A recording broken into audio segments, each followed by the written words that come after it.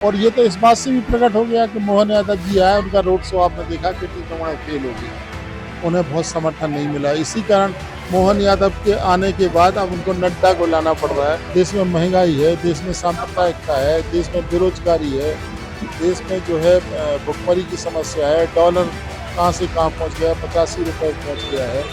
और वीरेंद्र खट्टी ने तो कुछ किए ही नहीं काम यहाँ पर।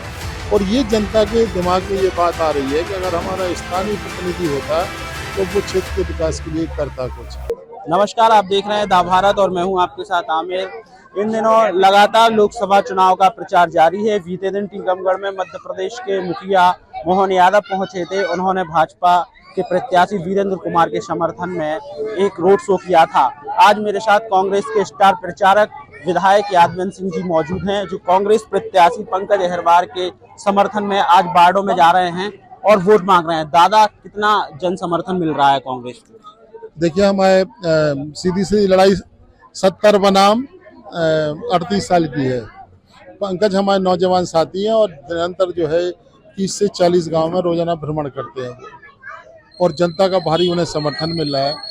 और ये तो इस बात से भी प्रकट हो गया कि मोहन यादव जी आए, उनका रोड शो आपने देखा कि टीकमगढ़ फेल हो गया है, उन्हें बहुत समर्थन नहीं मिला। इसी कारण मोहन यादव के आने के बाद अब उनको नड्डा को लाना पड़ रहा है कि नड्डा आ जाएंगे तो कुछ करेंगे वो।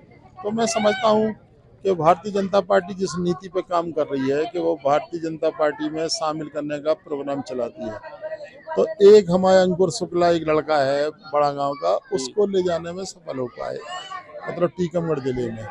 तो उनकी यात्रा भी फेल हो गई, उनका मिशन भी फेल हो गया और भविष्य में चुनाव में उनकी हार भी सुनिश्चित है। ये जो है पंकज के जनसंपर्क दौरे से और कांग्रेस के समर्थन से प्रकट हो रहा है। कल कहा जा रहा था कि मुख्यमंत्री का रोड शो है, तमाम भारतीय जनता पार्टी के जो नेता हैं वो कांग्रेस के नेताओं पर डोरे डाल रहे हैं और कांग्रेस के कई पार्षदों पर नजर थी।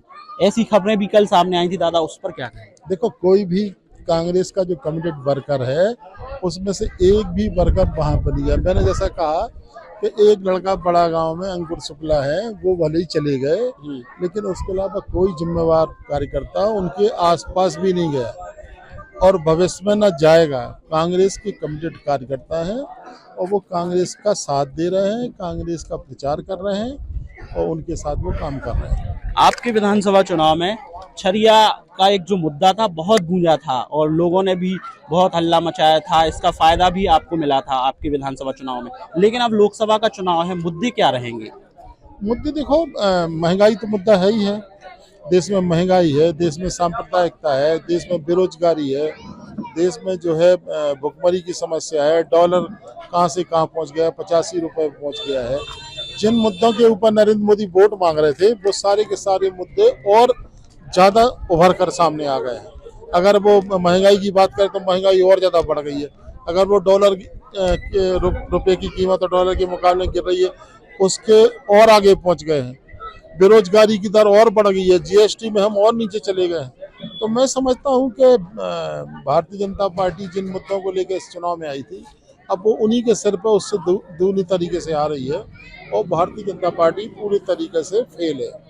आपने अभी, जब मैं देख रहा था यहाँ पर जनसभा को संबोधित कर रहे थे, आप कह रहे थे कि टीकमगढ़ में जो है बाहरी प्रत्याशी को भारतीय जनता पार्टी उतारती है।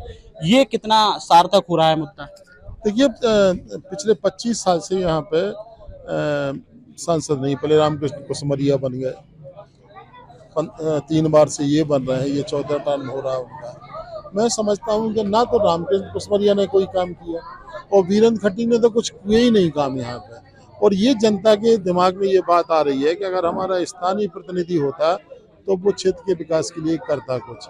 देखो, सबसे बड़ा उदाहरण दे रहे हैं कि मेडिकल कॉलेज की लड़ाई जो है यहाँ पे मची रही। कोई यहाँ ले जाने की बात कर रहा था, कोई यहाँ ले जाने की बात, लेकिन उस मुद्दे पे भी सांसद की कोई भूमिका नहीं रही। सांसद चुप्पी लगा के बैठे रहे। मैं समझता हूँ कि इससे निकम्मा और सांसद कोई और दूसरा हो नहीं सकता। मेडिकल कॉलेज की बात आपने की, मेडिकल कॉलेज को लेकर तैयारियां भारतीय जनता पार्टी पूरी कर रही है, लेकिन स्थान अभी भी चिन्हित नहीं हो पा रहा है। इसमें सांसद की भूमिका क्या रही?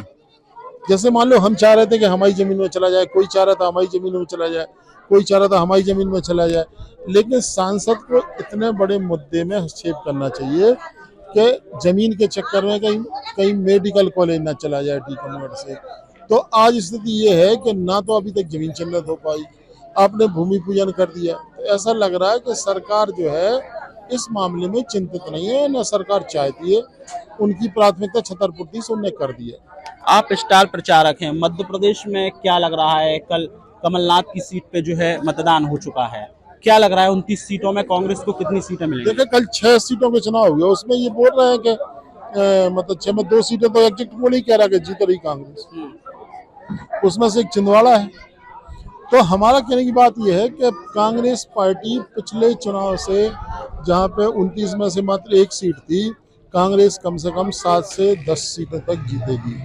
बहुत बहुत धन्यवाद। ये थे हमारे साथ कांग्रेस के स्टार प्रचारक और कांग्रेस पार्टी के विधायक यादवंत सिंह जी, जिन्होंने ये कहा है कि कांग्रेस पार्टी इस बार लोकसभा चुनाव में लगभग 7 सीटों पर अपनी विजय हासिल करेगी।